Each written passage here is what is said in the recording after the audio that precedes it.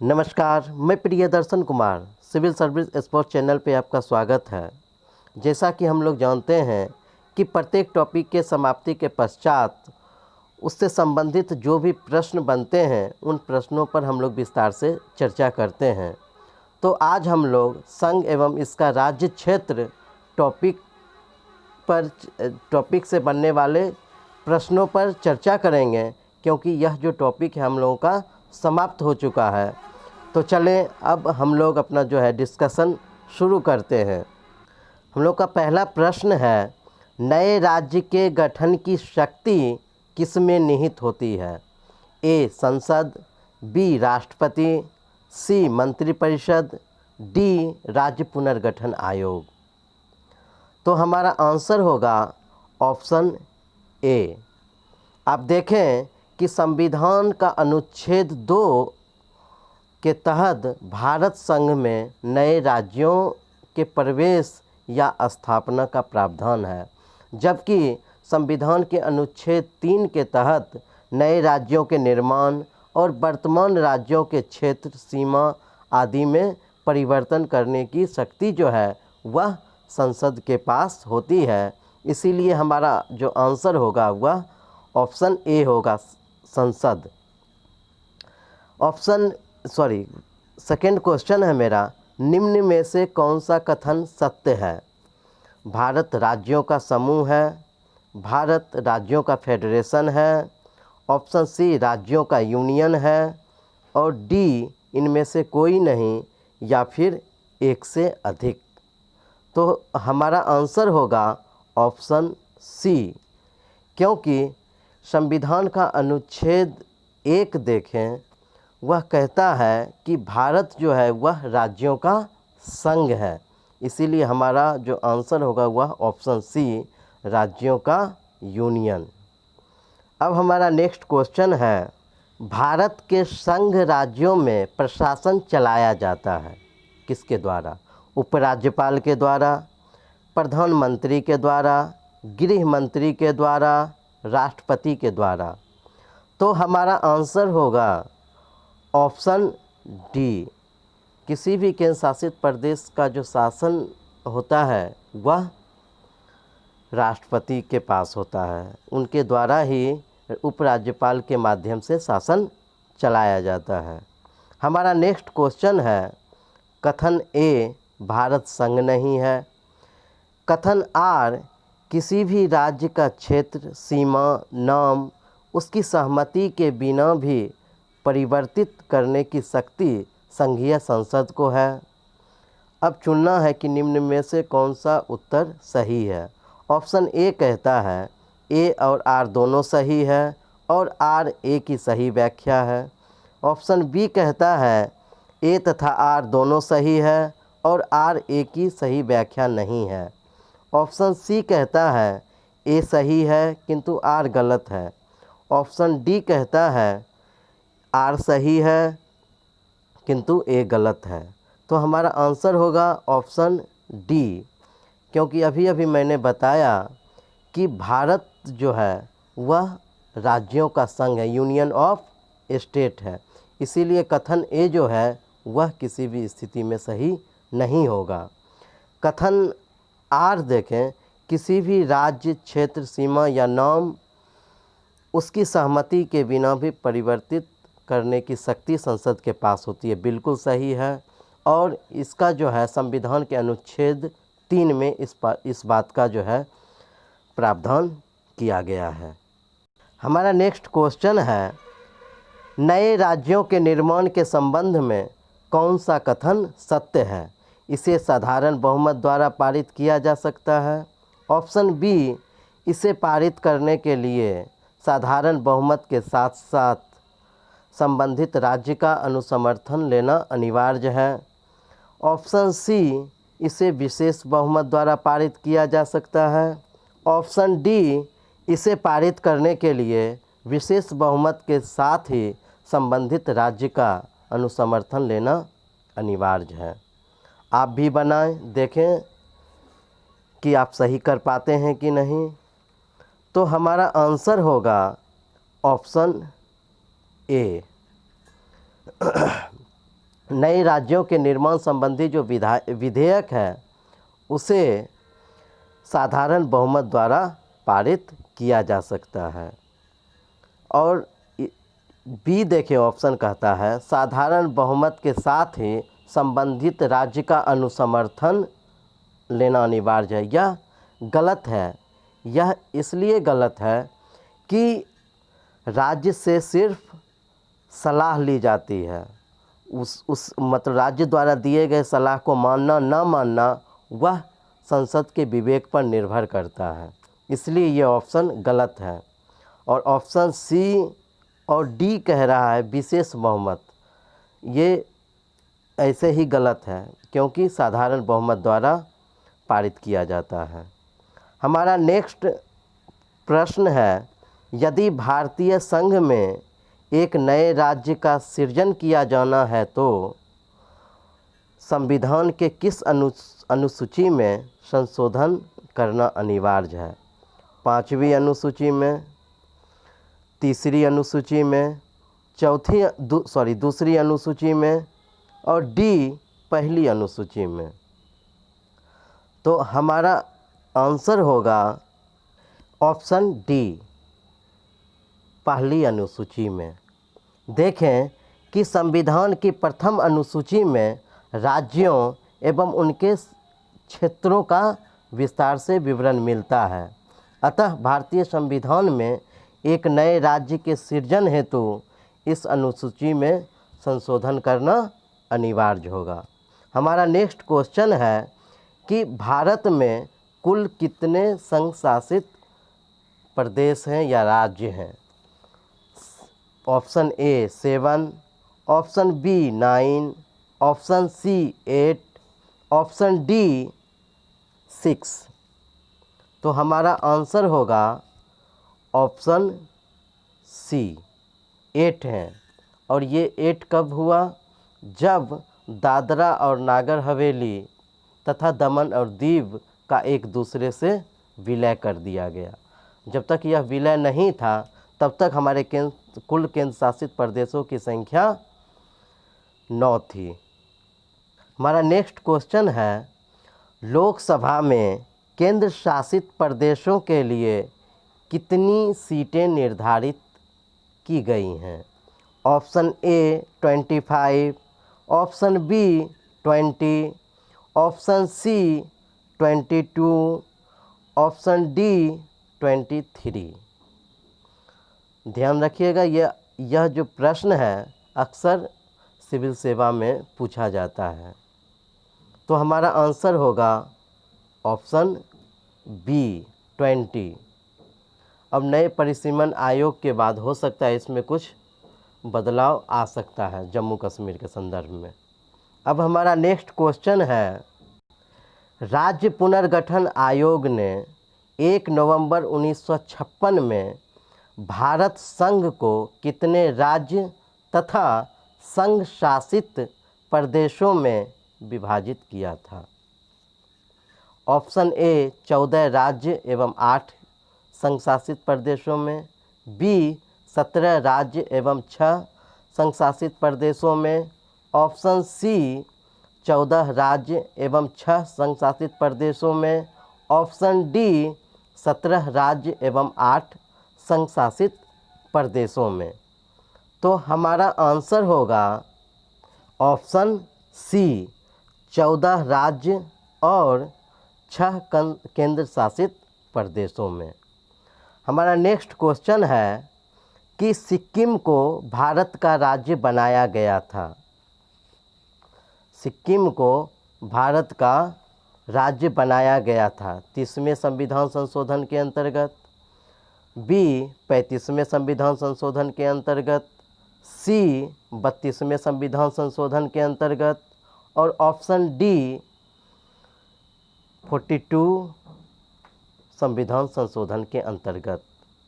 तो हमारा जो आंसर होगा वह होगा ऑप्शन बी 35वें संविधान संशोधन के अंतर्गत इसे सहयुक्त राज्य, जिसे हम अंग्रेजी में कहते हैं एसोसिएट्स स्टेट के रूप में भारत संघ में शामिल किया गया था। और देखें कि 36वें संविधान संशोधन के तहत सिक्किम को पूर्ण राज्य का दर्जा दिया गया था। तो इसलिए हमारा जो आंसर होगा ऑप्शन बी 35वें संविधान संशोधन के अंतर्गत। हमारा नेक्स्ट क्वेश्चन है कि 1953 में गठित राज्य पुनर्गठन आयोग के सदस्यों में शामिल थे ए फजल अली, बी के.एम. पनिक्कर, सी एस.के. दर। तो हमारा आंसर होगा ऑप्शन डी। ऑप्शन डी, ए और बी जो है दोनों सही है। फजल अली और के.एम. पनिक्कर के अलावा एक और सदस्य थे जिनका नाम था हृदयनाथ कुंजरू। इसलिए हमारा जो आंसर होगा वह ऑप्शन डी होगा। नेक्स्ट क्वेश्चन है हमारा, हाल में किन दो केंद्र शासित प्रदेशों को एक दूसरे के साथ विलय कर दिया गया? ध्यान रखिएगा, करंट का क्वेश्चन है, आपसे पूछा जा सकता है किसी भी स्टेट पीसीएस में या फिर यूपीएससी के द्वारा भी। ऑप्शन ए है दादरा नागर हवेली और दमन दीव, बी दादरा नगर हवेली और लक्षद्वीप, ऑप्शन सी दमन दीव और लक्षद्वीप, और ऑप्शन डी इनमें से कोई नहीं। तो हमारा आंसर होगा ऑप्शन ए, क्योंकि दादरा नागर हवेली और दमन दीव को मिलाकर एक संघ शासित प्रदेश कर दिया गया। इसमें एक और चीज़ ध्यान रखेंगे कि दमन और दीव में केवल एक डिस्ट्रिक्ट था, जबकि दादरा नगर हवेली में 2 डिस्ट्रिक्ट शामिल हैं। पूछा जा सकता है, ध्यान में रखेंगे। हमारा नेक्स्ट क्वेश्चन है, निम्न में से कौन सा कथन सत्य नहीं है? ए संसद विधि द्वारा एक नए राज्य का निर्माण कर सकती है, बी इस प्रकार की विधि में संविधान की पहली अनुसूची और चौथी अनुसूची के संशोधन का प्रावधान होगा, ऑप्शन सी इस प्रकार की विधि को अनुच्छेद 368 के प्रयोजन के लिए संविधान का संशोधन समझा जाएगा, ऑप्शन डी इस प्रयोजन के लिए संसद में तब तक पुनः स्थापित नहीं किया जा सकता जब तक इसे उस राज्य के विधानमंडल को निर्दिष्ट नहीं कर दिया गया है, जिसके क्षेत्र सीमाओं या फिर नाम पर इसका प्रभाव पड़ता हो। तो देखें कि ऑप्शन ए कह रहा है कि संसद विधि द्वारा एक नए राज्य का निर्माण कर सकती है, एकदम सही है, सही है। ऑप्शन बी कह रहा है इस प्रकार की विधि में संविधान की पहली अनुसूची और चौथी अनुसूची के संशोधन का प्रावधान होगा, यह भी सही है।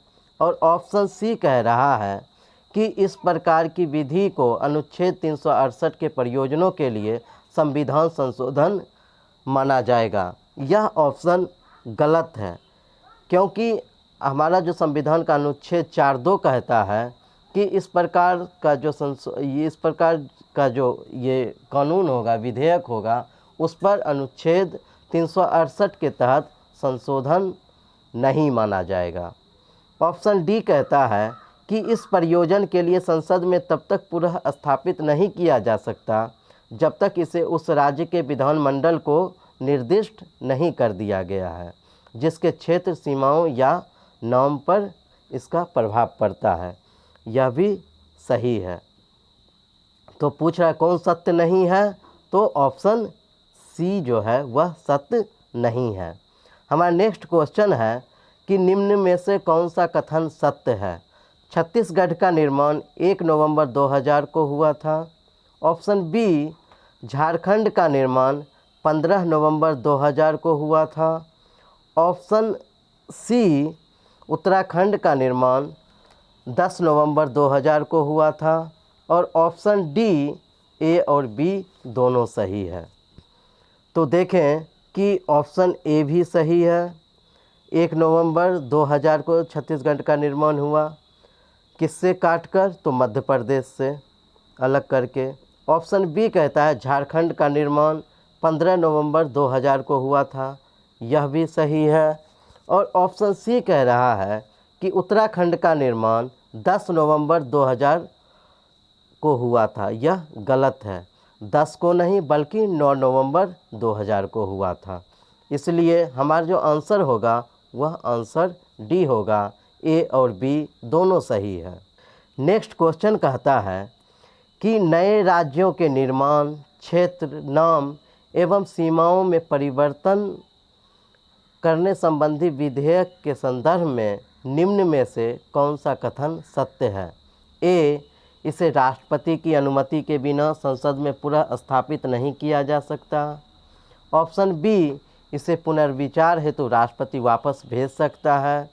ऑप्शन सी, एक बार राज्य से सलाह मांगने के उपरांत संसद विधेयक में संशोधन करता है तो पुनः संबंधित राज्यों के पास सलाह हेतु विधेयक को भेजना आवश्यक है। ऑप्शन डी कहता है कि विधेयक में संशोधन के बाद पुनः राष्ट्रपति को सूचित करना होता है। तो देखें कि पहला कह रहा है इसे राष्ट्रपति की अनुमति के बिना संसद में पुनः स्थापित नहीं किया जा सकता। यह बिल्कुल सही है। नेक्स्ट कहता है इसे पुनर्विचार हेतु राष्ट्रपति वापस भेज सकता है। यह गलत है। यह इसलिए गलत है क्योंकि राष्ट्रपति के अनुमति के बाद ही यह बिल जो है वह संसद में लाया जाता है। ऑप्शन सी कह रहा है कि एक बार राज्य के सलाह मांगने के बाद संसद विधेयक में किसी प्रकार का संशोधन करता है तो संबंधित राज्यों को पुनः भेजना आवश्यक है। नहीं, यह ऑप्शन गलत है। एक बार सलाह मांगी जाती है, उसके बाद अगर किसी भी प्रकार का संशोधन बिल में किया जाता है तो उसे भेजना जरूरी नहीं है। नेक्स्ट कहता है कि विधेयक में संशोधन के बाद पुनः राष्ट्रपति को सूचित करना होता है। यह भी गलत है। तो हमारा जो आंसर होगा वह ऑप्शन ए होगा। नेक्स्ट क्वेश्चन है जो कि करेंट से है। जम्मू कश्मीर के संदर्भ में निम्न में से कौन सा कथन सत्य है? ऑप्शन ए, अनुच्छेद 35 को समाप्त कर दिया गया है। ऑप्शन बी, अनुच्छेद 370 को समाप्त कर दिया गया है। ऑप्शन सी, 35A को समाप्त कर दिया गया है। ऑप्शन डी, ए और बी दोनों सही है। तो देखें पहला कह रहा है कि अनुच्छेद 35 को समाप्त कर दिया गया है। यह गलत है। नेक्स्ट कहता है कि अनुच्छेद 370 को समाप्त कर दिया गया है। यह भी गलत है क्योंकि इसके खंड उपखंड जो होते हैं उसे समाप्त किया गया जिसके तहत विशेष राज्य का दर्जा जम्मू कश्मीर को प्राप्त था। ऑप्शन सी कहता है कि अनुच्छेद 35A को समाप्त कर दिया गया है। यह बिल्कुल सही है। अनुच्छेद 35A के तहत इस बात का प्रावधान था कि जम्मू कश्मीर में जो है अदर स्टेट के लोग जो हैं वह संपत्ति नहीं खरीद सकते, संपत्ति नहीं बना सकते और इससे संबंधित जो 7 कानून थे उन 7 कानून को जो है वह समाप्त कर दिया गया। ये 35A को हटने के बाद ही। हमारा नेक्स्ट क्वेश्चन है कि सिक्किम, ये सही क्रम में सजाना है कि किसके बाद किन राज्यों का निर्माण हुआ। Option A, Sikkim, Arunachal Pradesh, Nagaland, Haryana. Option B, Nagaland, Haryana, Sikkim, Arunachal प्रदेश।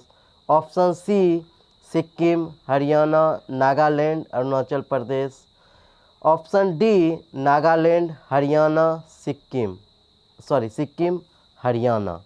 तो हमारा आंसर होगा ऑप्शन बी, क्योंकि नागालैंड का निर्माण 1963 में होता है जबकि हरियाणा का निर्माण 1966 में होता है। सिक्किम का निर्माण 1975 में होता है और अरुणाचल प्रदेश का निर्माण 1987 में होता है। इसीलिए हमारा जो आंसर होगा वह आंसर बी होगा। नागालैंड, हरियाणा, सिक्किम, अरुणाचल प्रदेश। नेक्स्ट क्वेश्चन है कि निम्न कथनों का परीक्षण करें कि कौन सही है। ऑप्शन ए है गोवा को 1987 में पूर्ण राज्य का दर्जा मिला। ऑप्शन बी कहता है दमन दीव महाराष्ट्र से लगा हुआ क्षेत्र है। ऑप्शन सी कहता है दादर नागर हवेली गुजरात से लगा हुआ क्षेत्र है। और ऑप्शन डी है ए और सी दोनों सही है। यह भी करेंट से है, पूछा जा सकता है, क्योंकि अभी अभी दोनों राज्यों दोनों केंद्र शासित प्रदेश का अभी अभी एक दूसरे के साथ विलय हुआ है। तो हमारा जो आंसर होगा वह ऑप्शन ए होगा। गोवा को 1987 में पूर्ण राज्य का दर्जा मिला। देखिए दमन और दीव जो है वह गुजरात से लगा हुआ संघ शासित प्रदेश है, जबकि दादरा नागर हवेली जो है वह महाराष्ट्र से लगा हुआ है। इसीलिए हमारा जो ये आंसर होगा वह ऑप्शन ए होगा। हमारा नेक्स्ट क्वेश्चन है कौन सा कथन सत्य है। जम्मू कश्मीर द्विसदनीय है। बी जम्मू कश्मीर की स्थिति दिल्ली की तरह है। ऑप्शन सी लद्दाख की स्थिति चंडीगढ़ की तरह है। ऑप्शन डी बी और सी दोनों सही है। एक चीज़ का ध्यान रखें कि इन चीज़ों के बारे में विस्तार से हम ये संघराज्य क्षेत्र पार्ट 3 में चर्चा किए हैं, आप देख सकते हैं वीडियो में जाकर। तो हमारा जो आंसर होगा वह आंसर होगा ऑप्शन डी। जम्मू कश्मीर की स्थिति दिल्ली की तरह है। क्यों? क्योंकि दिल्ली में भी विधानसभा है और जम्मू कश्मीर में भी। दूसरा है कि लद्दाख की स्थिति जो है वह चंडीगढ़ की तरह है। सही बात है कि लद्दाख में भी आप ये चंडीगढ़ में भी आप देखेंगे कि उपराज्यपाल के जरिए जो है शासन चलाया जाता है, वहाँ जो है विधानसभा नहीं है। ठीक उसी प्रकार लद्दाख में भी विधानसभा नहीं है। इसीलिए हमारा जो ये आंसर होगा वह ऑप्शन बी और सी, मतलब डी जो है वह सही है। हमारा नेक्स्ट क्वेश्चन है दादरा नगर हवेली और दमन दीव के संबंध में कौन सा कथन सत्य है। ए दादरा नागर हवेली और दमन दीव की राजधानी दमन है। ऑप्शन बी इन दोनों संघ शासित प्रदेशों का विलय संबंधी कानून 30 जनवरी 2020 को प्रभावी हुआ। ऑप्शन सी इन दोनों का विलय अनुच्छेद 368 के संशोधन के तहत किया गया। ऑप्शन डी बी और सी दोनों सही है। देखें कि ऑप्शन ए जो है वह सही है। दोनों के विलय के बाद दादरा और नगर हवेली और दमन दीव दोनों केंद्र शासित प्रदेशों का एक दूसरे के साथ विलय के बाद दोनों की राजधानी जो संयुक्त रूप से वह दमन है। और सेकेंड कह रहा है यह विलय संबंधी कानून जो है वह 30 जनवरी 2020 से प्रभावी हुआ। यह गलत है, क्योंकि यह कानून जो है वह 26 जनवरी 2020 से प्रभावी हुआ। नेक्स्ट है कि इन दोनों का विलय अनुच्छेद 368 के संशोधन के तहत किया गया। बिल्कुल गलत। तो अब जो है बी और सी तो नहीं ही होगा। तो हमारा जो आंसर होगा वह ऑप्शन ए होगा। दादरा नागर हवेली और दमन दीव की राजधानी दमन है। तो दोस्तों यह 20 प्रश्न थे। आप देखें, लाइक करें, कमेंट करें और शेयर करें। आप लोगों का हमसे हमारे चैनल सिविल सर्विस स्पोर्ट्स से जुड़ने के लिए बहुत बहुत धन्यवाद। यह वीडियो कैसा लगा आप टिप्पणी करें, हमारे चैनल को सब्सक्राइब करें, लाइक करें, कमेंट करें और बेल आइकन का बटन दबाएं ताकि आगे आने वाली जो भी वीडियो हैं उनकी सूचनाएं आप तक पहुंच सके। हमसे जुड़ने के लिए बहुत बहुत धन्यवाद। नमस्कार।